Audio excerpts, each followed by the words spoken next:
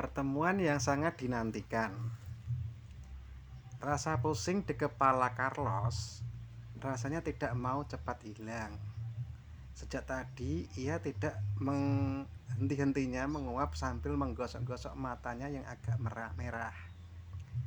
Memang salahnya sendiri yang tidak mau juga terlelap semalam karena hatinya tidak sabar menanti hari ini.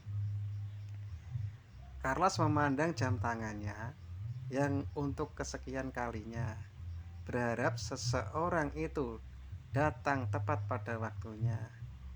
Tapi nampaknya ia memang bukan hari baiknya. Berkali-kali para penumpang mengambil bagasi, pergi atau dijemput oleh orang-orang dan kemudian menghilang.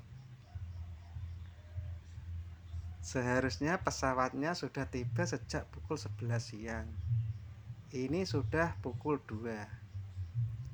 Dia merasa menyesal karena tidak menunggu di mobil saja.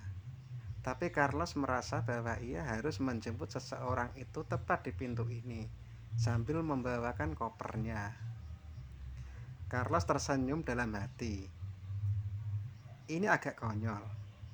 Biasanya supirnya yang selalu membawakan kopernya setiap kali sehabis pulang rapat atau bisnis dengan perusahaan lain dari luar negeri. Dia juga telah membebas tugaskan supirnya kali ini hanya demi menjemput seseorang itu. Ini adalah pertemuan yang sudah sejak lama ia nantikan. Perkenalannya yang tak terduga telah membawa mereka sejauh ini, sejauh Indonesia dengan Kanada. Carlos tidak pernah menyangka bahwa ia akan berdiri di sini dan akan bertatap muka dengan seseorang yang telah menyentuh hatinya. Saat itu Carlos sedang dalam keadaannya yang paling terpuruk. Seseorang inilah yang telah memberinya semangat untuk bangkit dan menjadi hidup kembali. Setelah 4 tahun ini mereka hanya berkomunikasi melalui chatting di internet atau video call. Hari ini Carlos akan membuat mimpinya menjadi kenyataan. Tapi baru saja Carlos melihat jam tangannya, ia menggelengkan kepalanya, merasa kesal dengan maskapai penerbangan yang selalu saja menunda perjalanan. Tiba-tiba seseorang bertanya, "Jam berapa sekarang?" "Hah? Apa?"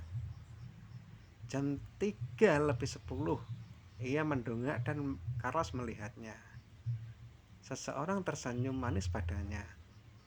"Maafkan aku, Carlos.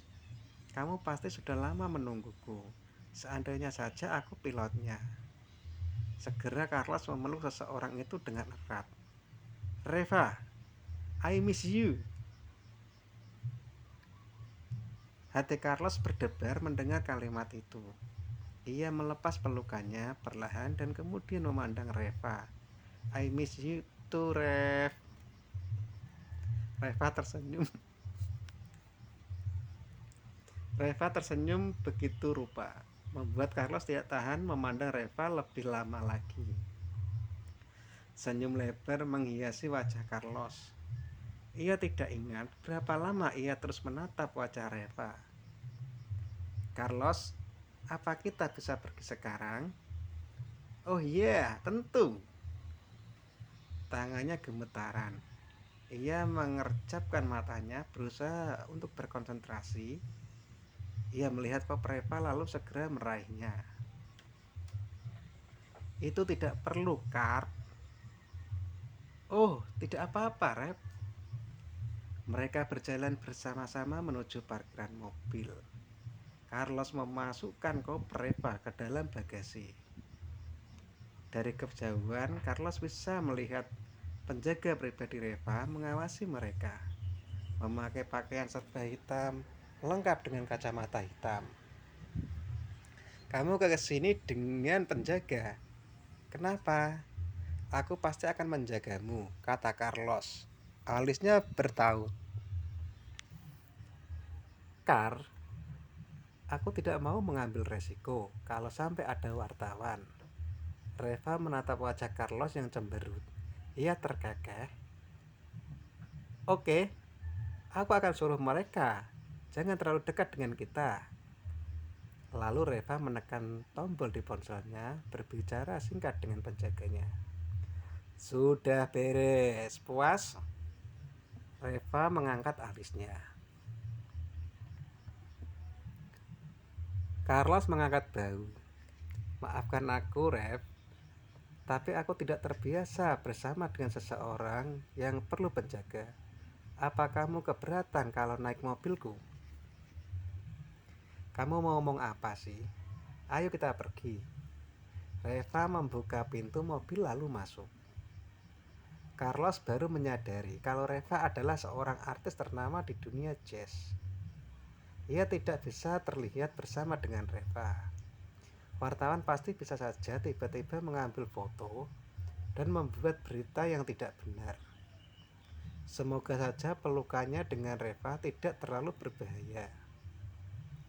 Anggap saja kalau ia baru saja bertemu dengan seseorang teman lama. Sebenarnya Carlos berharap kalau ini tidak hanya sekedar pertemuan biasa.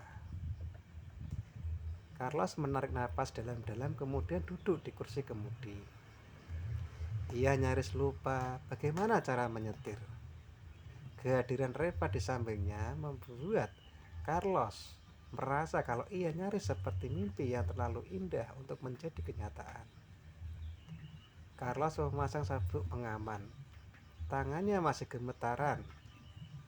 Reva melihatnya. Ia memegang tangan Carlos, membuat tersikap. Tangannya terasa sangat hangat, menyengat tangannya yang dingin. Kamu baik-baik saja? Aku.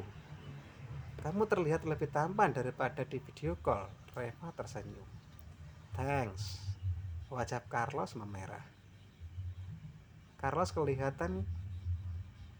kehilangan kata-kata untuk balik memuji Reva. Lidahnya seperti terkunci. Ia bingung untuk memikirkan kata-kata seperti keren misalnya.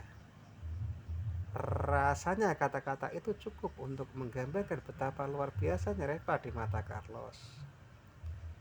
Jadi Carlos memilih untuk fokus menyetir. Sesekali ia melirik Reva. Ternyata Reva pun sedang menatapnya sambil tersenyum. Perjalanan menuju hotel terasa sangat cepat. Kebetulan hotelnya tidak terlalu jauh dari bandara. Carlos memarkirkan mobilnya di basement. Ia mengeluarkan koper Reva. Saat ia hendak menarik kopernya, ia terkejut melihat Reva memakai masker di wajahnya dan kacamata hitam. Lalu ia memakai topi. Apa harus seperti itu? Tanya Carlos. Maafkan aku, Carl. Tapi aku tidak mau karyawanmu melihat wajahku. Apa kita punya cara cepat untuk masuk ke dalam kamar tanpa ada yang melihat? Tanya Reva. Carlos mengangguk perlahan. Kemudian ia mengeluarkan sebuah kartu dari saku kemejanya. Oh, baguslah, seru Reva. Aku sudah menyiapkan semuanya, Rev. Aku harap aku bisa memberikan yang terbaik untukmu. Tentu saja, Carl. Kamu memang selalu yang terbaik. Carlos yakin kalau Reva pasti sedang tersenyum meskipun ia tidak bisa menembus kacamata hitam dan masker yang menutupi wajahnya. Mereka berjalan cepat menuju lobi. Kemudian buru-buru masuk ke dalam lift. Carlos yakin kalau tidak ada yang memperhatikan mereka. Resepsionis sedang menangani seorang tamu, jadi mereka aman. Ketika sudah di kamar, Carlos meletakkan koper di pinggir lalu berjalan menuju tempat tidur dan menjatuhkan dirinya ke kasur. Capek juga ya. Aku tidak bisa membayangkan kalau aku jadi artis seperti kamu, Rev. Reva tersenyum geli, matanya hangat. Berbinar-binar memandang Carlos. Ia membuka topi, masker, dan kacamata hitamnya lalu mendekati Carlos, duduk di sebelahnya. Maafkan aku ya, kata Reva sambil mengelus pipi Carlos. Bukan salahmu, Rev. Jangan minta maaf. Reva kemudian berjalan mengelilingi kamar. Kamar hotel ini sangat pribadi. Carlos tidak pernah membuka kamar ini kecuali untuk tamu-tamu besar. Reva adalah tamu yang terlalu spesial untuknya. Reva membuka pintu kaca yang menghubungkan ruang tamu menuju jacuzzi yang berada di luar. Kamar hotel ini adalah kamar paling atas. Tidak akan ada yang dapat melihat bila ada seseorang yang berendam di dalam jacuzzi. Reva sedang tidak ingin berendam saat ini.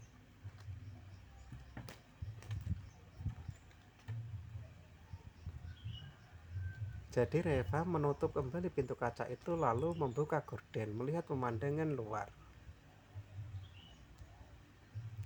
Hotel kamu keren juga, aku suka, kata Reva. Reva berbalik lalu membuka kulkas, mengeluarkan botol air mineral lalu menenggaknya hingga habis setengah. Disimpannya botol itu di meja sementara Reva berjalan menuju kasur. Kemudian duduk di sebelah Carlos. Jari-jarinya mengelus selimut bed cover. Carlos memperhatikan betapa panjangnya jari Reva.